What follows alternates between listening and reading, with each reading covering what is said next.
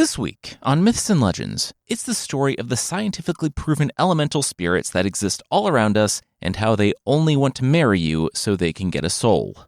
The creature this time is a few different, extremely venomous snakes with wings and backward heads, and how nowhere is safe.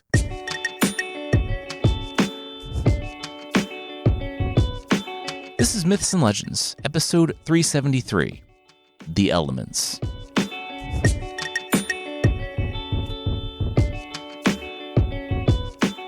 This is a podcast where we tell stories from mythology and folklore. Some are incredibly popular stories you might think you know, but with surprising origins. Others are tales that might be new to you, but are definitely worth a listen.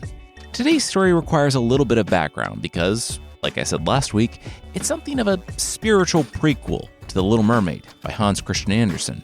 The Little Mermaid is a literary fairy tale, but that doesn't mean it was invented whole cloth by Andersen. In fact, in his creation and treatment of The Little Mermaid, he was inspired by a much older tradition that involves Swiss alchemy. I was told a long time ago that people don't like sprawling intros, and that had an effect on how I tell the stories. Unfortunately, that's kind of unavoidable today, so sorry. In the 1500s, a Swiss physician, lay theologian, philosopher, and alchemist, which I guess you can have added to your job description, even though no one has ever really done alchemy, Paracelsus, conceived of the idea of the Undine. Quick note, the alchemist Paracelsus was named Theophrastus von Hohenheim, which, yes, is the inspiration for the character Van Hohenheim from Full Metal Alchemist. I promise that is the first and last anime reference in this episode. Anyway, in addition to being the father of toxicology and a pioneer of the medical revolution of the Renaissance, he had some thoughts on the Bible. So according to him, in addition to the world we can see and experience, and in addition to the spiritual world described in the Bible, there are at least 4 elemental beings. Salamanders, which correspond to fire, we talked about them a few weeks ago, gnomes, which correspond to earth, sylphs, which correspond to air, and undines, the water elementals. In his view, these are not specifically spirits, or if they are, they're not demons like a lot of Christian theology at the time would imagine any non-human, non-angel supernatural creature to be. They were part of the natural world and should be studied as such. As far as I can glean from some of his works, he seems to attempt to reconcile Greek and Roman myth with Christianity. Given the rules that he himself makes up, it seems to work out, but then again, I guess that is the main perk of making up the rules. That's the background for today's story. A then 250-year-old work that said gnomes and nymphs were real. Today's story, though, was not written by Paracelsus. It was inspired by Paracelsus, and I'm having a hard time finding an English translation for the material that inspired today's work, so I don't know how much of the rules Paracelsus made up and how much are made up by today's author, Friedrich Heinrich Karl de la Motte, a German baron with a French surname. Unlucky in love, which you might guess he was by the story, he was incredibly popular in his time for 10 years, and today's work is a direct inspiration for The Little Mermaid, and honestly helps me make sense of the more bizarre aspects of a work that has been perhaps unfairly maligned by certain modern podcasts. Let's not point fingers. Long intro aside, if you're still listening, we are starting the story, and we'll talk about the relations to The Little Mermaid later. We'll jump in with a young knight who's on a quest for a glove.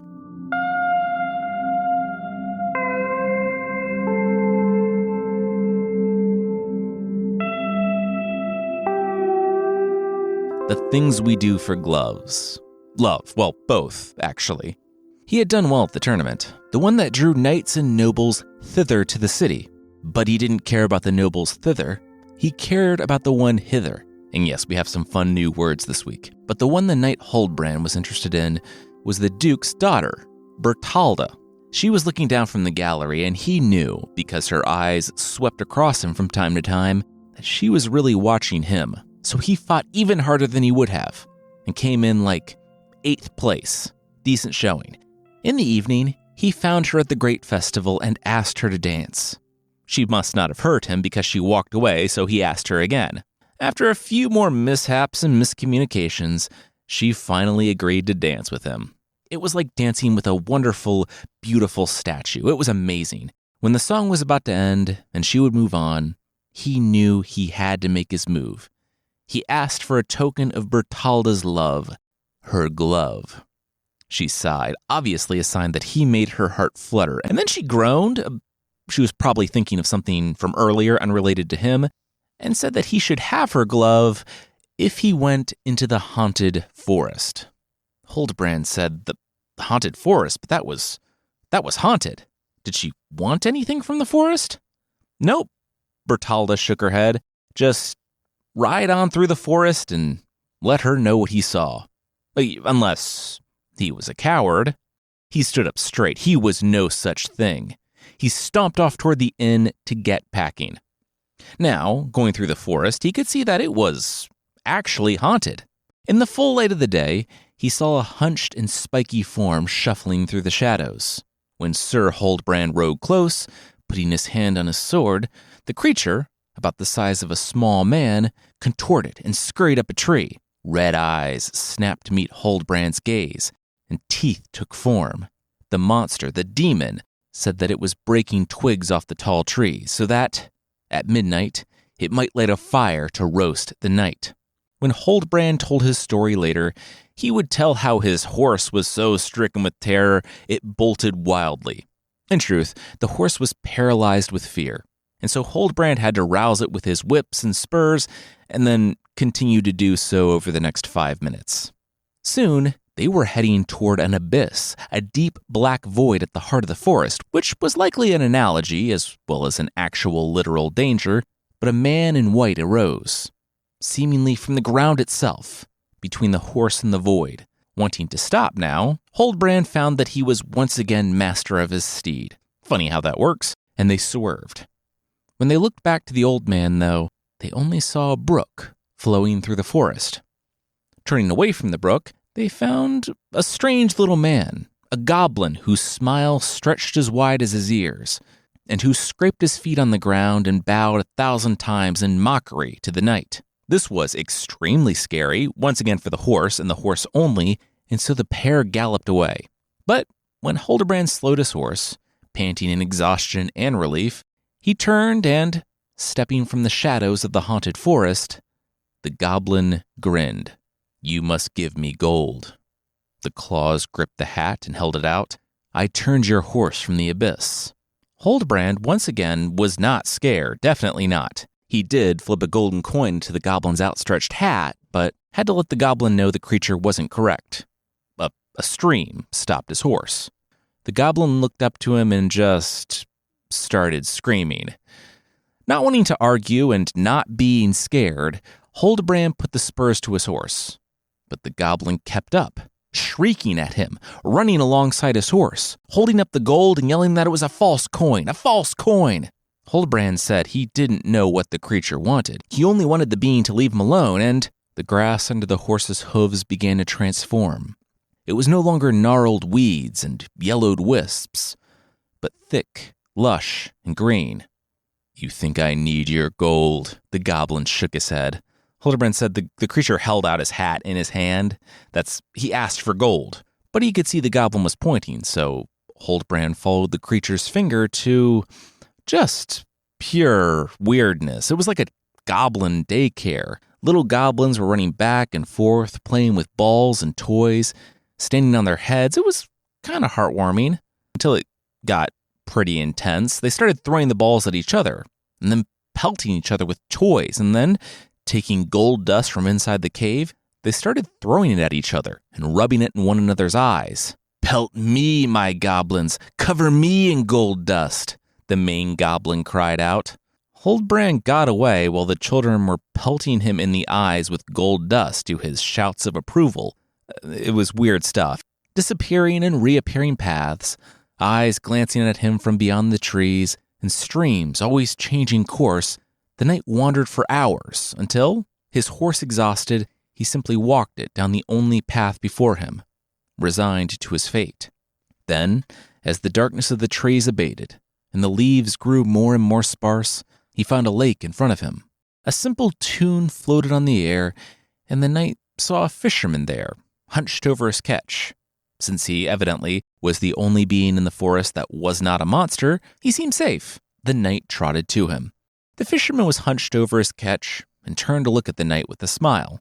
It was obvious the man was not a goblin or a strangely sentient stream, so the knight felt like it might be okay for a few minutes. The haunted forest can be difficult if you don't know the path through, the old man said. He gathered his fish and wrapped them. Hefting them over his shoulder and pointing to the cottage on the island in a lake, the man gestured to the small ford in the river. The night was out of the dark forest now. He could stay with the old man and his family if he wanted to recover. The knight chuckled. Well, not him. He was extremely brave and fearless, but his horse... You know what? His horse could use a rest? Sure. Thanks.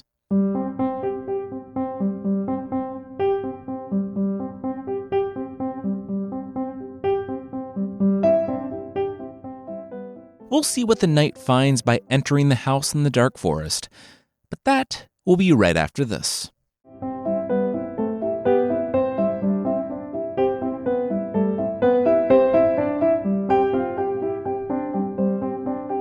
The lake was practically a small sea, because the island the family lived on was massive. Whatever lurked in the forest seemed to stay in the forest, though, and the flowing water of the ford kept the goblins at bay. The knight glanced back several times while getting his horse situated in the stables, and while he saw eyes blink and shadows shuffle, nothing moved past the edges of the trees.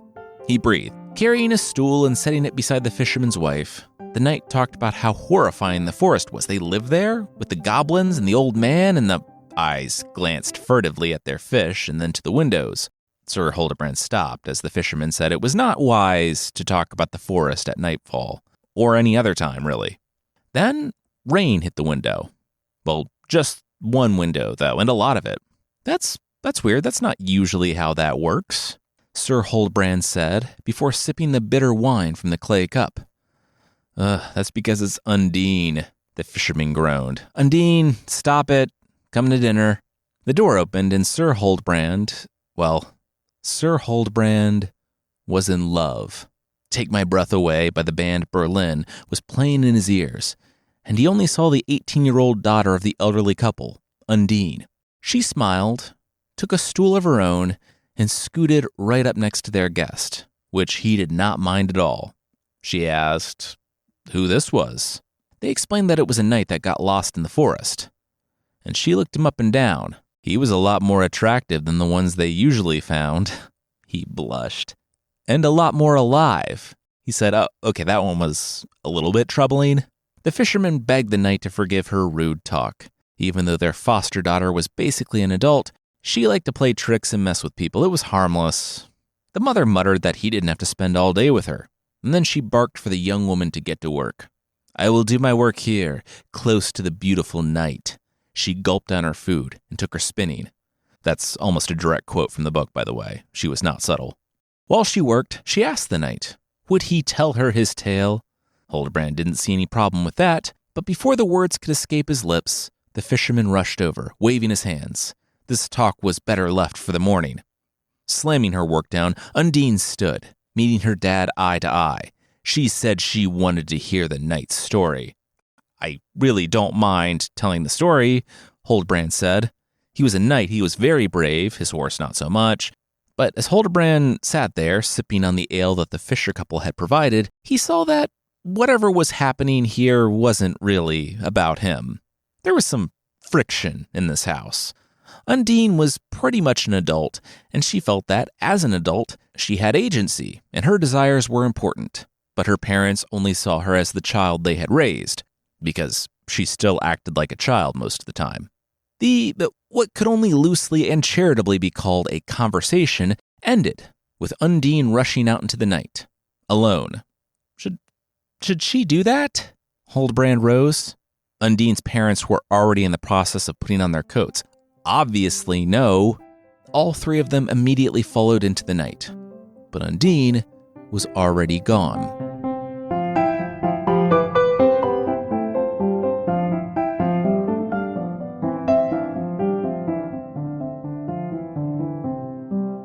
Undine wasn't theirs, biologically at least. That's what Hildebrand learned, unprompted and unsolicited, from the fisherman as the pair searched the night. As the light spray of rain gathered together in thicker and thicker drops, he learned that Undine had been adopted by the couple. She was a foundling. It happened one evening. Their daughter, their biological daughter, had been playing by the water. The fisherman had been in town. He didn't return until, what happened, happened. Their daughter had slipped into the water. Silently. They never saw her again. That night, as they sat by the fire, too forlorn to speak, their door flew open. A girl, not older than 3, stood there, water trickling from her golden hair. She was Undine. They took her in, and he asked around town whenever he went to sell his fish, but no one had lost a child. They tried to ask where she came from, but she had only childish gibberish of crystal palaces and shining pearls. So they raised her as their own. The priest baptized her and gave her the name Undine. She had been a challenging child her whole life, but they loved her. Well, she didn't come this way, thank God, the fisherman said, pointing at the stream that separated their island from the haunted forest. It was less a stream and more just rapids at this point. Before, it had been the ford of Bruinen when Frodo crossed. Now it was the ford of Bruinen when the Nazgul tried to cross. There was no passing over it back to the haunted forest. Come on, the fisherman put his hand on the knight's shoulder, and the pair turned to search the island.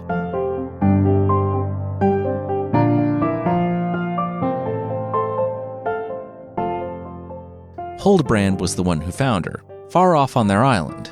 For a moment, and a moment only, he thought he saw her talking to a man who looked like the one who stopped his horse earlier, the tall man, clothed in white. Then he blinked, and the man was gone. Huldbrand carried Undine across the ravine to come back, and then the rest of the quarter-mile back to the fisherman's house. Both of them were into that. He called out to the fisherman, who he saw searching the darkness, and the 3 of them returned to the cottage. There, after some scolding from her parents, Undine demanded the knight tell his story, the implication being that if he was forbidden from doing so, then she would have to be restrained because it was right back out into the night. So Huldbrand told his story, the one we opened with, though he played up his courage to the point that going into the haunted forest wasn't for Bertalda. In fact, though mentioned, she didn't play such a big role this time.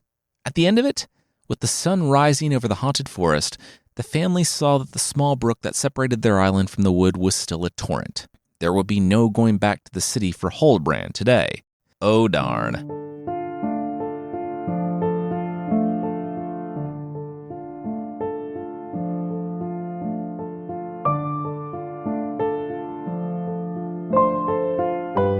The crossing remained, well, not a crossing for several more days, with the rush of water separating him from the haunted forest, but drawing he and Undine closer and closer together. The story tells us that the world beyond the impassable stream became like a dream, one from which the knight didn't want to awaken.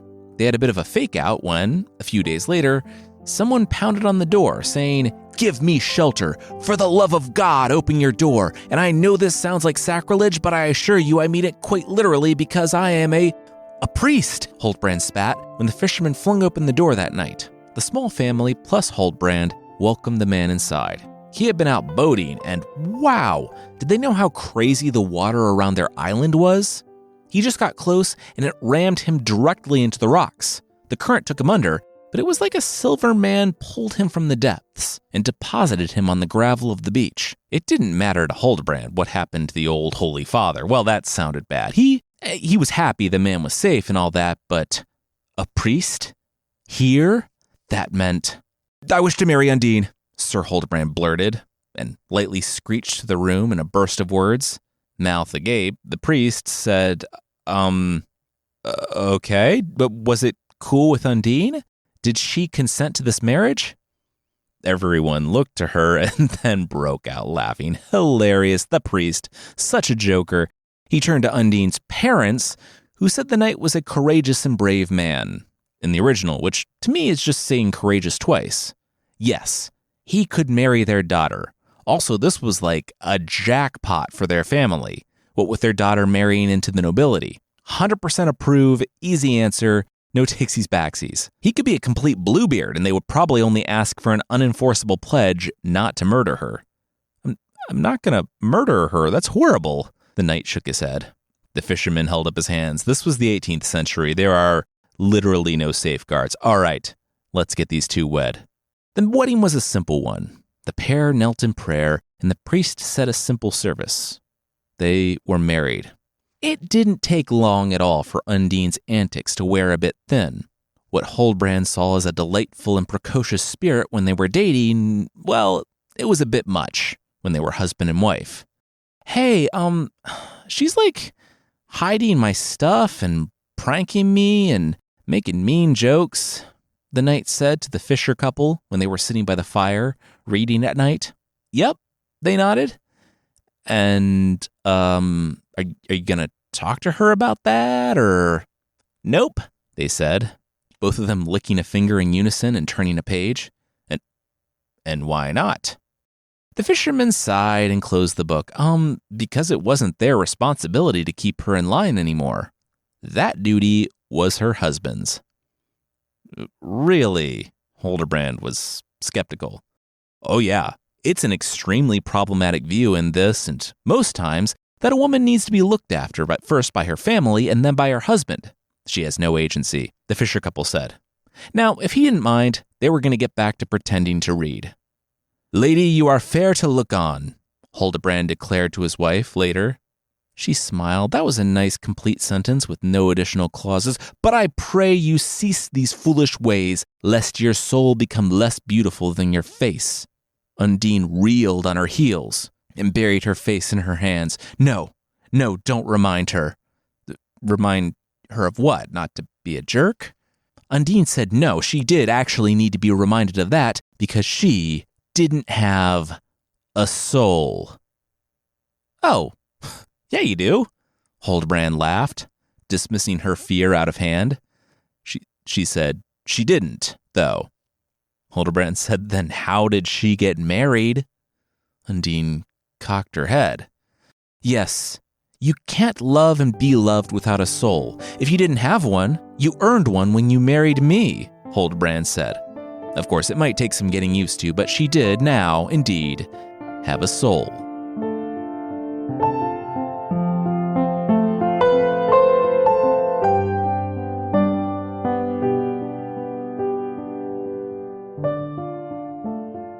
We'll learn all about what's going on with this soul business, but that will, once again, be right after this.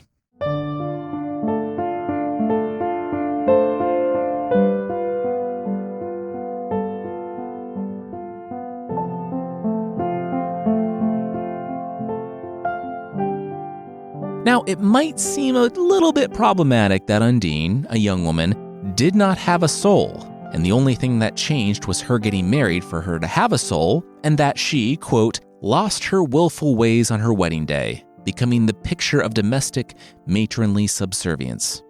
And it is very problematic. That's the whole statement. But that was, according to the story, what happened. And it tracks with the central idea for these particular creatures. Like I mentioned at the top of the episode, this, the Undine, is the creature that inspired Hans Christian Andersen's The Little Mermaid, and she's like the Little Mermaid if everything worked out, and she married the prince who was not named Eric, please don't sue me, Disney, and earned her soul. Suspiciously fortuitously, the crossing back to the haunted forest lowered in the days following their wedding, and Huldbrand did not want to go. But he had a castle to return to, and the priest needed an escort, so all those weird little goblins didn't attack him. Huldbrand had the blessing of Undine's parents to take her to the city, though he didn't actually need it because, once again, she was literally his property up to and including the point where union with him granted her an immortal soul. Before they left, though, she should inform him who she was and where she came from. She was an Undine, one that was named Undine. It was confusing, but it was like a cat named Kitty or a human man named Guy. There were 4 elemental beings who dwell in fire, earth, air, and water. The first, the fire, was the salamander. It was the creature of the week a few weeks back. The next were the gnomes that live under the earth. In the woods were the forest spirits. And the Undines are the spirits who haunt the waters. Their walls are built with crystal and coral. Undine is not, in fact, a mermaid, as it should really be apparent by her not having any of the qualities of a mermaid at all. But it's easy to see the inspiration of the Undine on Andersen's The Little Mermaid, especially with the ending. If you don't know the story, the mermaid must marry the prince to obtain a soul, which, yes, totally fits with an Undine, even if it does leave a bad taste in the mouths of modern audiences. But considered in the context of its inspiration by today's story of the Undine, it totally makes sense. Mermaids do exist in the world, as Undine points out, getting back to the story. It's just another form that an Undine, a water elemental, can take. Huldbrand had the reaction that some of us might have upon learning that our spouse was not human. He shuddered. And then he thought better of his shudder, but it was too late. Undine had seen it. Still, she continued. She remembered bits of her childhood, the one under the sea. She was the daughter of the Lord of the Ocean, and grew up in her father's crystal palace. The old man, the one Huldbrand saw in the woods, who always seemed to emerge from the water, was her uncle, Culeborn. And while he looked after her, he also liked to scare and threaten her for fun. That was never a problem before, though, because without a soul, no fear or pain could enter their lives. Still, her father wanted her to gain a soul, so he gave her up to the fisher couple who had just lost their own daughter in hopes that she could marry a human. Now that she had won one, he could leave her or abandon her, and while she would keep her soul, she would live her life in sorrow, seeing as previously mentioned, she has a soul now. Thanks for that. Huldbrand, having the second part of that story to acclimate himself to his water elemental wife, said no. Of course he wouldn't leave her. She could come with him and live at his family's estate, the Castle Ringstetten. The priest, too, was ready to return to his monastery, and figured it was better to travel with the knight and the water elemental across the haunted forest, him, I guess, subscribing to the theology of von Hohenheim and thus not viewing Undine as a demon. So, to the tears of Undine's adoptive parents, the trio left the cottage and made their way across the now small stream.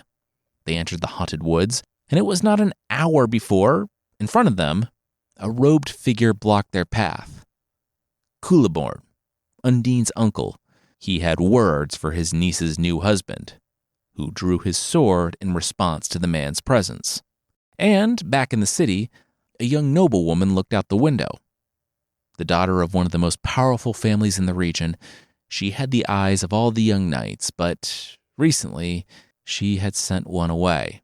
She did it, well, because he made her feel something that none of the others did. But in his absence, the confusion blossomed into longing. She realized that she loved him.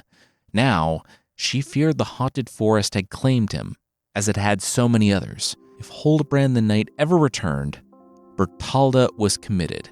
She would marry him, no matter what.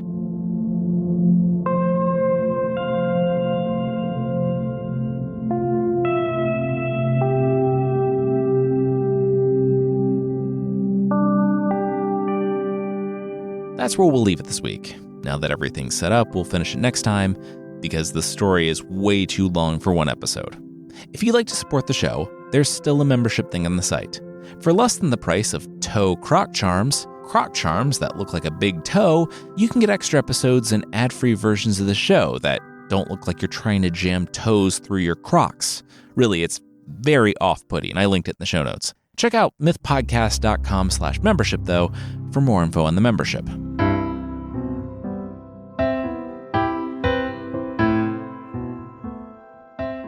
The creatures this time are snakes, from kind of everywhere, but mostly European folklore in the Middle Ages. First up, it's the Sirena. The Sirena is mentioned in European folklore as being from the Arabian Peninsula, and it's a winged snake. Actually, not all that uncommon in folklore, snakes with wings that is. This one can fly faster than a horse can gallop, which also doesn't feel terribly noteworthy. That's actually slower than most hawks and eagles. Unlike hawks and eagles, though, its venom will kill you instantly. You won't even feel pain, which honestly doesn't seem like a bad way to go. The anxiety of a sky filled with fast-flying snakes that can kill you with a bite, that kind of seems like it outweighs the benefits of a merciful death, though. Remember that in medieval bestiaries, every animal was a Christian lesson, and the Sirena was no exception. This one, though, feels like a stretch. According to the 13th century Belgian theologian Thomas of Cantimpré, the Sirena represented, quote, those who are conscious of their sin and full of remorse when they commit sins, and yet are so miserable and weak that they allow themselves to be overcome by wicked temptation. Feels like he kind of had that one ready to go and just tacked it onto any creature, no matter how well it related or didn't relate. But I'm no theologian. If you keep your eyes in the sky, you will miss the extremely venomous snake worm crawling on the ground because apparently nowhere is safe. Yes, there's a species of snake that, like the Sirena, can kill with a single bite, causing the person to feel no pain, so they die with a peaceful look on their face. These snakes crawl on the ground with their little snake mouth and teeth turned up, so if they're stepped on, they can exact terrible vengeance. Finally, we have the boa, which is neither small nor venomous. It's also not the actual snake that's native to South America. This one is from Italy, where it just wants to drink milk. Drink milk until the cow dies. Yeah, it will crawl up to cows and latch on, and then wrap up, looping themselves around the cow and drinking its fill. And then so much more. It'll basically drink until the cow dies. I'm as much a farmer as I am a theologian. Kind of seems like bad farming, because if a giant snake is wrapped around your cow sucking its milk so much that it dies, you should probably take care of that at some point. Anyway, weirdly enough, despite this one being in the bestiaries and actually drawn by monks and containing a message directly relating to one of the 7 deadly sins, there's no moral for this one. Should have put Thomas on it.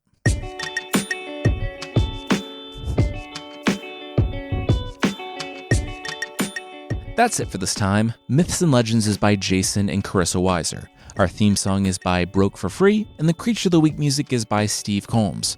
There are links to even more of the music we used in the show notes. Thank you so much for listening, and we'll see you next time.